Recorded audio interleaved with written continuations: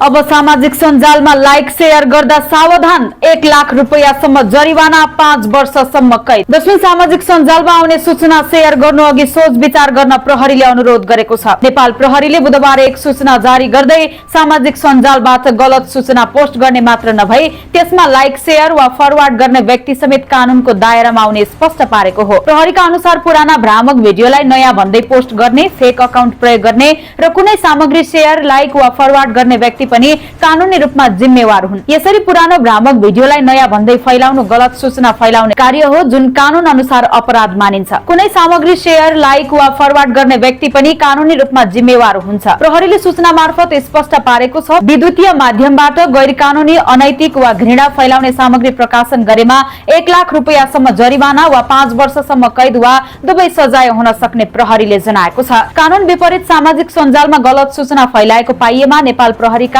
आधिकारिक सामाजिक सञ्जाल अकाउन्ट तथा पेज र 100 मा कल गरेर जानकारी दिन सकिनेछ।